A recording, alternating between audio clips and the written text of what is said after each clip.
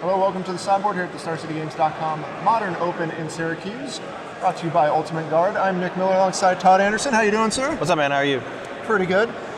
Now, the modern format has been taken by storm, or I guess by Dredge in this case. Yeah, you can't mix your adjective or your modifiers, I guess. I don't know. Thanks to Justin O'Keefe, who took down the Classic in Baltimore a couple weeks ago. You've done a versus video with this deck. You've written about it. A bunch of the Roanoke guys are kind of on this deck. How good is this deck, and where does it go from here? All right, so first off, I just want to say that since Prize Amalgam was printed, a lot of people have been playing this deck on Magic Online.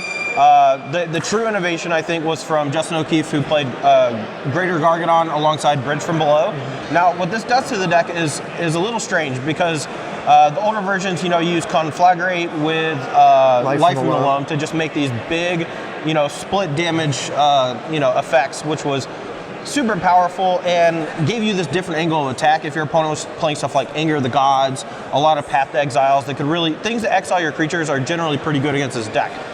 But Justin went one step further with Greater Gargadon. Those are no longer an issue. If you start the game with a Greater Gargadon and suspend, the Angers aren't going to do anything, the Paths are not going to do anything, and on top of that, you get access to one of the most powerful cards a Dredge deck can play in Bridge from Below. Right.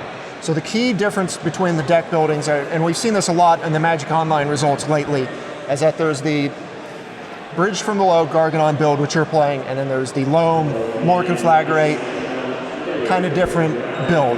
What are the key differences in terms of power, and what puts you on this build versus that build? Well, the Bridge from Below and Greater Gargadon version just got me really excited about the deck because it made it feel a lot like the old school Dredge decks that I hated. I hated for so many years. Just the Cabal Therapy, make 2 zombies, Dread return back this giant creature, make some more zombies. It feels very much like that. Not only do you get this really powerful sacrifice outlet, but it doesn't sit in place. Your opponent's not able to get rid of it without something like Pull from Eternity or Rift Sweeper, right. Or I guess like Wasteland Strangler, one of the new Eldrazi's that process. Right.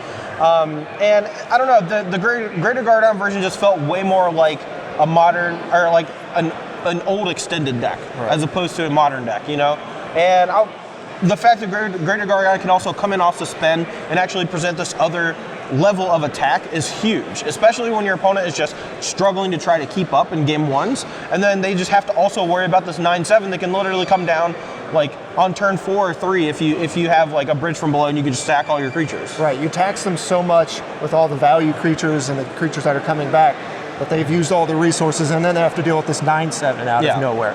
All right, so take us through the deck. We of course have our Dredge cards. We've seen Golgari Grave Troll come off the ban and restricted list. Stinkweed Imp, Golgari Thug, and Dakmor Salvage are kind of your main Dredge cards. But this deck has gotten so much from the new sets that kind of powered up, from Insolent Neonate, Prize Amalgam, even the Haunted Dead here. Yeah, so the Haunted Dead was actually Tom's idea, but it's not like it's some new ideology for the deck. You want things that can come back from the graveyard and things that can discard cards, and Stitchwing Scab and Haunted Dead both those cards can do it. The thing I like about Haunted Dead the most is that it actually creates 2 different bodies, one of which can fly, so it's a little bit tougher to deal with than just like a 3/1 flyer. So that is definitely an upgrade to what we did have access to before Eldritch Moon came out. Sure. Now, as far as Insolent Neonate's concerned, the card is very good in the deck, but obviously if you're trying to compare it to something like Faithless Looting, it's not even in the same league. We just needed more 1-mana things that interacted with the graveyard or could put things into the graveyard. A Neonate fits the bill.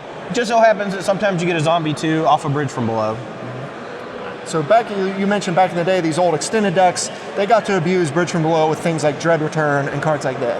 Obviously, Dread Return isn't in the format, or it's banned from the format. Yeah, it's definitely banned. This deck is doing the things with Bloodghast, Prized Amalgam is kind of the beatdown plan. Yeah, I mean, the older versions of the deck that don't play Gargadon and Bridge, their whole game plan is just to put somewhere around 6 to 10 power in play in the first 3 to 4 turns, and then just try to ride that to victory since the creatures are so sticky.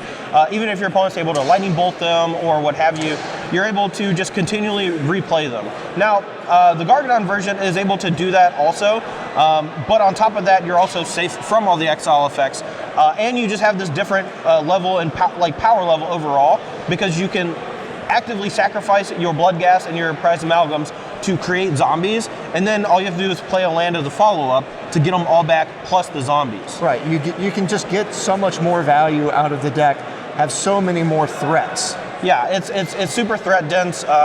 You know, this one might be a little more susceptible to graveyard hate after sideboard. I think Life from the Loam is actually a really good card for the deck, because not only does it give you an excess of lands to hit for Bloodghast, but it also ensures that you're able to hit your third land to flashback Faithless Looting, which is huge. And the fact that, you know, you get to play more Conflagrate, so you have more stuff to interact with stuff like Affinity, you know, just any creature-based deck, you just have more copies of Conflagrate, and the resources to use it is really important. But this version has to make some cuts somewhere, and if you're having to make cuts, I don't actually know where I would do it. This is mostly Justin O'Keefe's baby, and I'm just kind of trying to fumble my way through it. Right. Of course, we got to mention Shriekhorn as the new card in here that works very well with Greater Gargadon as well. Yeah, I mean, it's just another permanent. It's mostly just a 1-mana mill 6, but you get to do some really cool things. You can activate it after you dredge. Like, let's say you dredge 6 off a Golgari Grave Troll and hit a Narcomoeba. It goes to the graveyard and puts a trigger on the stack. Now, if you use Shriekhorn or, you know, like some other mill effect before the Narcomoeba actually comes into play, if you can figure out a way to put Prize Amalgam into the graveyard, it can actually see the Narcomoeba before it comes back. Now, if you wait to another point, the Prize Amalgam doesn't actually see the Narcomoeba come back. So, you know, you have to wait a whole other turn or find another thing to put into play from the graveyard. Right. And that's the interesting part about this deck, is all the little interactions that kind of just are running around that you have to be able to know. Yeah, there's so many. Me and Tom just like goldfish a lot with the deck leading up to this tournament, and he was like watching me play through, you know, some games against no opponent. And he's just like, what would you do here? I'm like, I don't know, I guess I would do this. And he's like, no, you do that during second main phase, not during instep, because then the Prize Amalgam won't come back. And I'm just like, duh. Right. You know, stuff like that. And it was a lot of fun, and I'm really excited to play the deck. All right. Sideboard, you got a bunch of things that battle the hate cards. Abrupt Decay. We've got Nature's Claim, a key card we've seen. But then, of course, you're fighting other graveyards with the Leyline yourself. Yeah, but the cool thing about Leyline on the sideboard actually is that it actually shuts off the negative effect of Bridge from Below. Your opponent's creatures never actually touch the graveyard, so the Bridge from Belows never get exiled. So that's another thing. It's like a double. Sure. But mostly, yeah, it's just an anti-graveyard card. You know, you have to have something like that, I think, to beat the mirror matches.